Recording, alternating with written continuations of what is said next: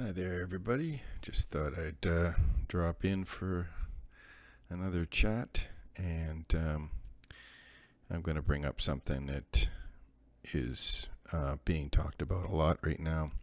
I often get my subjects from what I hear on CBC radio.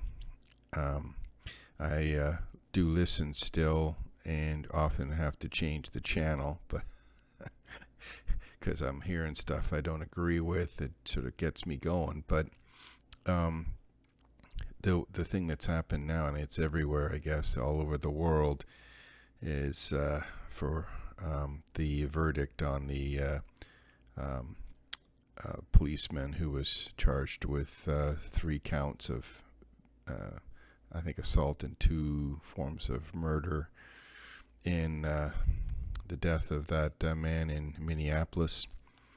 And I think it's Chauvin is his name. Anyway, I'm just curious what people think, because when I look at that, I go, yeah, um, America is a unique kind of scenario. There's a history there. There's a, certainly several hundred years or more of history that involves racism and slavery and all of the impacts that have happened as a result of that. It's quite specific to the United States, but this is being painted as something that affects the world in the same kind of way, and I just I can certainly see that a policeman who abuses his authority and it results in violence towards another, and death of another. Those kinds of things are universal. They happen, um, and they happen more often in some countries than others, and some parts of countries than others.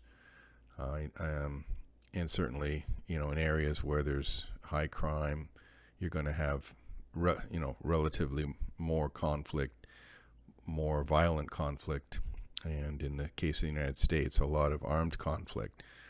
Um, and so you're going to get a lot of horrible results and interactions between the police, who are been given the job of trying to uh, control and restore order and keep the peace, and the people who are out there either doing wrong things or simply getting caught up in investigations, or pulled over for some traffic matter and end up in a bad situation with the policeman.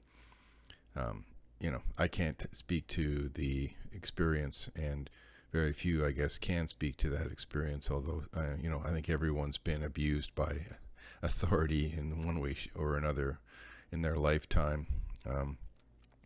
But I don't see it as being so resonant with us. We don't, in Canada certainly, have the same history. We don't have the same um, culture. We don't have that entire narrative, as they like to say now, is missing from us, from our country, in many ways. No, I'm not saying that we don't have racists here. Of course we do. We don't have cops who would abuse their authority. Yes, unfortunately we do. But it doesn't happen that often. And the biggest, I saw something the other day, which was hit close to home for me, because it was in Gravenhurst, in a skate park that I drive by on a regular basis. And a 12-year-old kid was pushed to the ground by an OPP officer who was trying to break up a group of kids who weren't wearing masks and occupying the skate park, and I guess against the rules at this point in time. And it created a huge kerfuffle. um, it was outrageous that this cop pushed this kid to the ground. Don't get me wrong. If that was my child, I'd be freaking out too. But at the same time, if that's all we have to worry about, then we're okay. You know, we've got thousands of police officers running around all over the place, and you know, if that's the worst abuse we get of you know, Doug Ford changing the rules and saying that people have to stay home and the cops should, you know, question you and push you, make sure you go back home. You know, that's not so bad, but yeah, it's to me, I don't understand why there are people portraying the circumstance that happened in Minneapolis as a universal. It's not a universal. You know, is it universal in Jamaica? I don't know if you followed up on some of my links the other day, but there was an interesting discussion between a black intellectual or two black intellectuals. One who was a recent immigrant from Jamaica, and she was making the point, and this is in the States. Actually, the Thomas Chatterton Williams is currently resident in France, but he was asking her whether she felt that she identified as black in the U.S., and she said she didn't. She was black, but she just didn't want to take on all the baggage that is associated with calling yourself black in the United States. In a country like Jamaica, where it's completely black dominant, and the society there is just you don't think of yourself as you know, oppressed in any way. And when you break it down, when you're trying to break down the world into oppressed and oppressor, and that's seemingly what identity politics does, is it tries to identify where you are on the scale and then associate you with a place where you can talk and things you can say and things you can't say, and where you are on the oppressed and oppressor lineage. And boy, you know, I don't see that being valid at all. I don't see the narrative being, you know, that what goes on in Minneapolis between police and the population has anything to do with what's going on here. It doesn't. I don't think it resonates very much with a lot of people here. People trying to make it seem like it does, but I don't see that it does. And I'm just curious what people think about that, because I find it to be strange that you know, in places like Toronto, where we had some rioting and some attempts to paint the police in the same way that they're painting them in the States. You know, it sort of broke down, I think, with that one incident where there was a claim made that the police threw a young woman off a balcony, and then it proved it out with the investigation, of course, that this woman who the police had been called to control many times by the family, turned out was had jumped to her death off the balcony to avoid being taken away yet again by the police.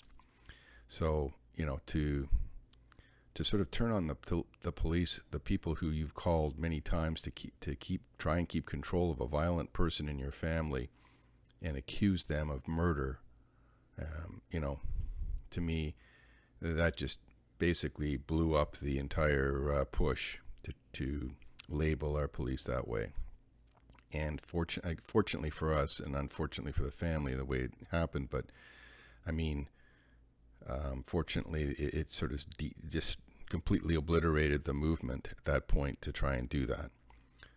So to me, I don't understand then why we allow the discussion to turn that way in Canada. It should be more of an observation of what's going on culturally in the States, how they're trying to manage the situation there, how they're making steps to making police accountable for some horrible, horrible acts like what happened.